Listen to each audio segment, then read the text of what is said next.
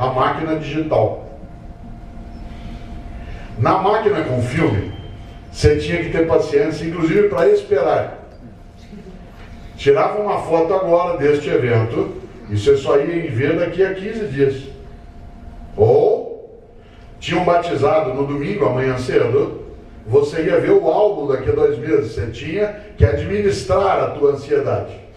Agora, amanhã, o padre nem derrubou a água no texto da criança, já está postado. Ele nem enxugou o óleo ainda da cabeça, já está circulando por aí. E nós perdemos uma noção que é forte, que a tecnologia digital de máquina ela trouxe. A gente não precisa mais caprichar. Antes nós tínhamos que fazer a melhor pose na hora de tirar uma foto, porque era aquela ou aquela. Você ia comprar um filme de 36 poses. 36. Não podia gastar filme agora, imagina. Você pode brincar, você não precisa nem fazer, né? O teu melhor ângulo antes tinha que ser aquele que você podia apresentar naquele momento. Agora não. Olha a expressão que eu estou usando de propósito. Agora não se descortela, então você está olhando para trás, só. Quer voltar? Jamais. Eu quero é trazer de lá algumas coisas que ficaram. Por exemplo, a capacidade de convivência, a possibilidade de atenção à família e especialmente algo. As pessoas lembrarem que tempo é uma questão de prioridade. Quando você diz eu não tenho tempo, é porque algo não é prioridade para você. Eu fui convidado com alegria para esta tarde ter 2 atividades com o deputado Paulo e a sua equipe, e eu disse sim, esse dia ia existir para mim. Hoje espero até meia-noite. Eu escolhi o que fazer. Tempo é escolha. Eu disse, mas eu não escolho.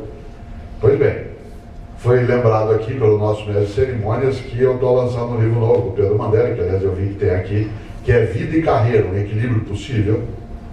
Vida e carreira, um equilíbrio possível, porque o que eu mais ouço são as pessoas dizendo que ela é infeliz na vida da família, que a carreira atrapalha. Quero lembrar uma coisa de novo, tempo é uma questão de prioridade.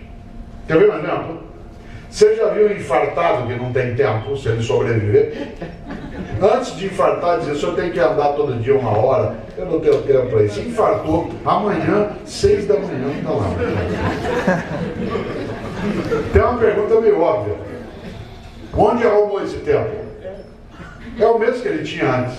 O que mudou não foi o tempo, foi a prioridade. Eu não tenho tempo de conversar com os meus filhos, eu não tenho tempo de ficar com as pessoas, eu estou sem tempo para estar com os meus amigos.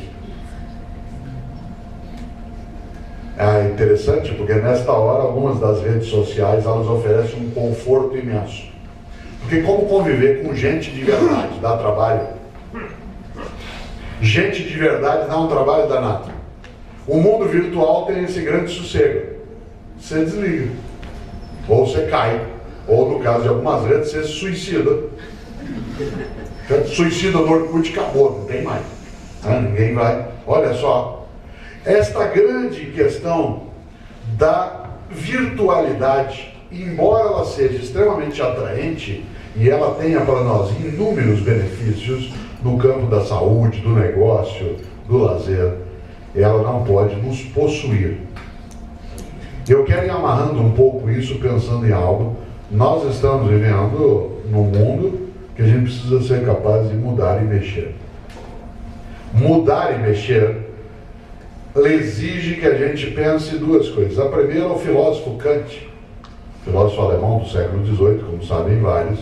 Kant disse, e é verdade, mede-se a inteligência de um indivíduo pelo número de incertezas que ele é capaz de suportar.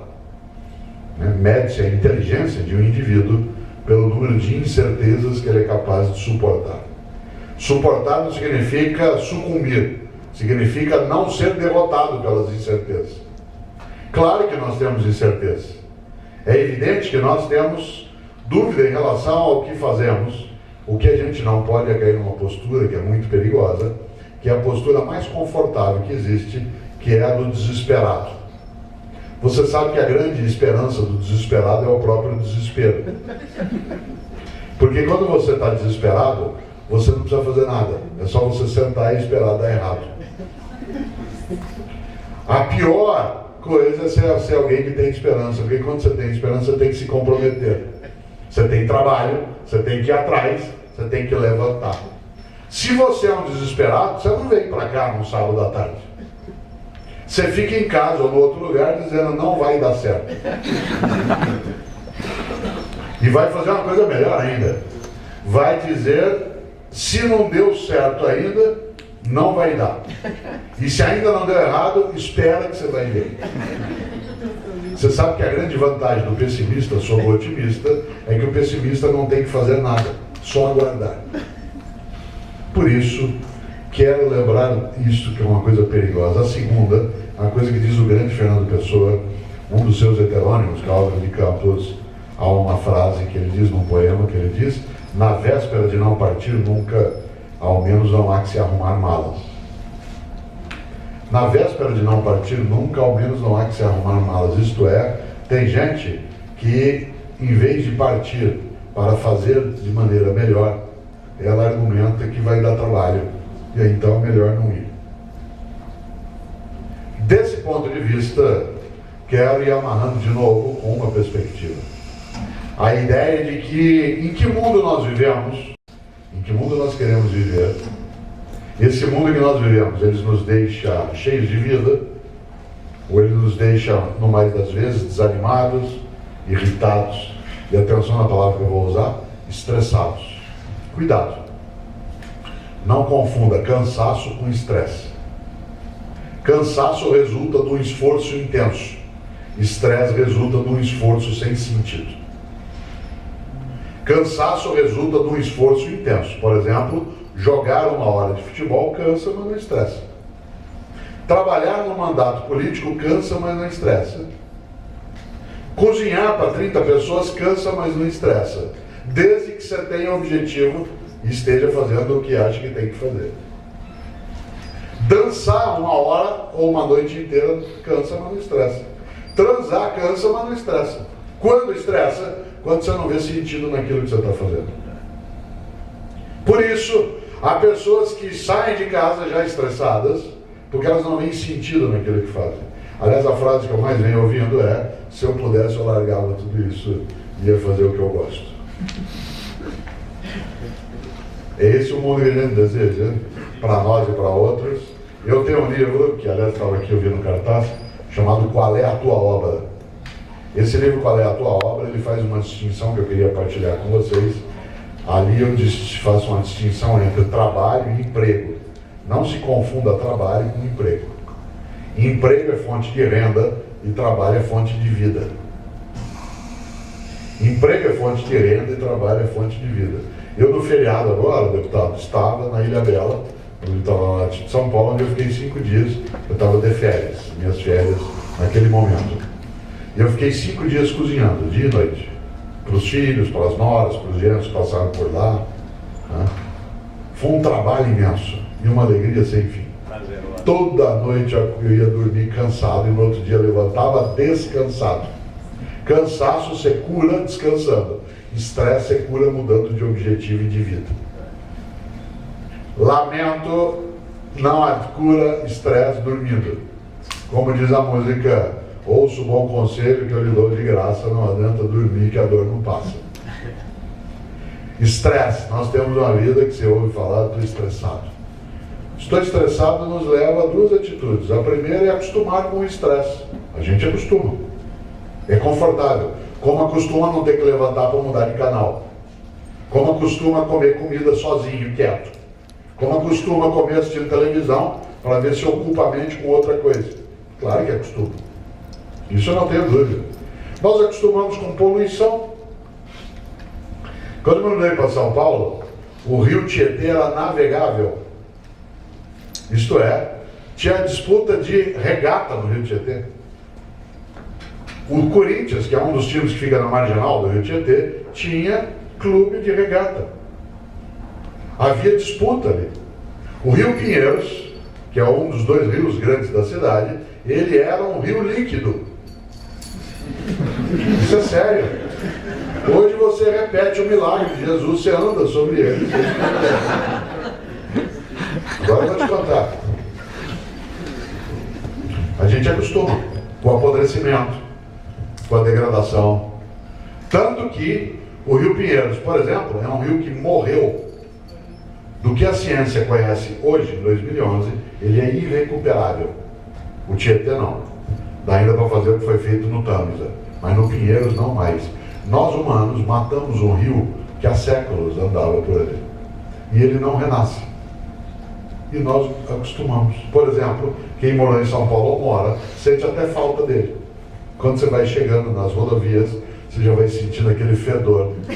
Aquilo te dá uma familiaridade. Puta, estou chegando em casa, é uma coisa boa. Vocês não notaram a índice de vez em Belo Horizonte, mas podem notar em breve. Mas tem que lembrar uma coisa: o Corpo de Bombeiros lembra isso e é verdade. Nenhum incêndio começa grande. Nenhum incêndio começa grande. Todo incêndio começa com uma faísca, uma fagulha, um disparo. A poluição, a degradação da convivência, a deturpação da noção de alegria e prazer entre parte dos jovens, a nossa relação com o consumo, a confusão de uma vida farta com uma vida inútil.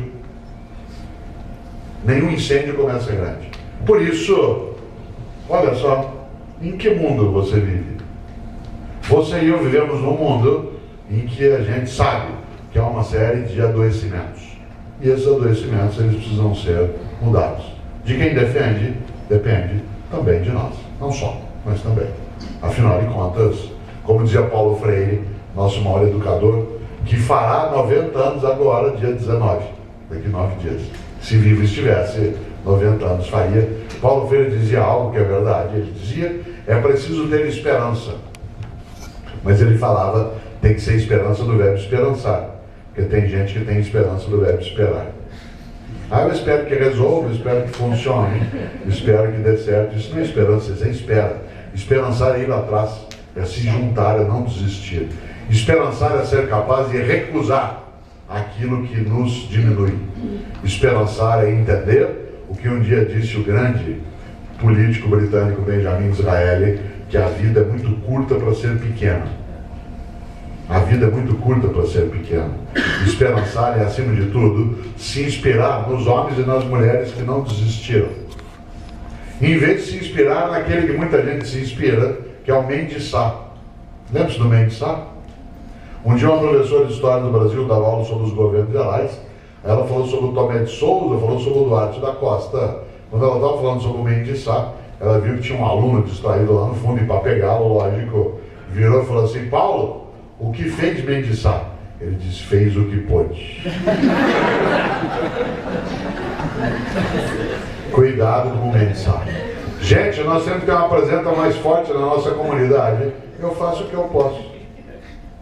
Gente, nós temos que recusar a degradação da convivência intergeracional. Eu faço o que eu posso. Gente, nós temos que recusar a destruição do ambiente. Nós estamos perdendo a sacralidade com a vida. Eu faço o que eu posso. Nesta hora, a única coisa que nos restaria era fazer autópsia. E gente de bem não faz autópsia em relação ao mundo que vive. Gente de bem faz biópsia. Na autópsia você identifica a causa mortis. Na biópsia você pega uma coisa viva, vê o que ela tem de problema para corrigir, para ela continuar viva.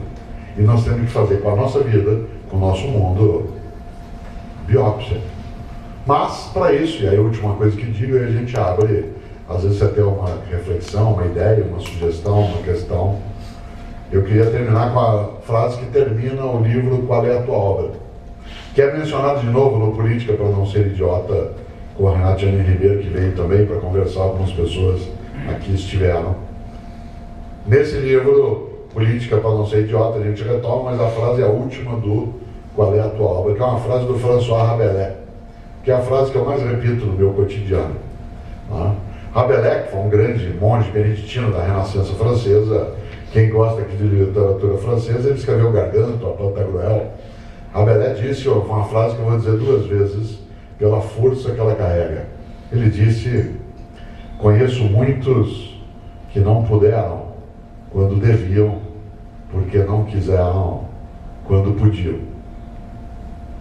Digo de novo, conheço muitos que não puderam quando deviam, porque não quiseram quando podiam.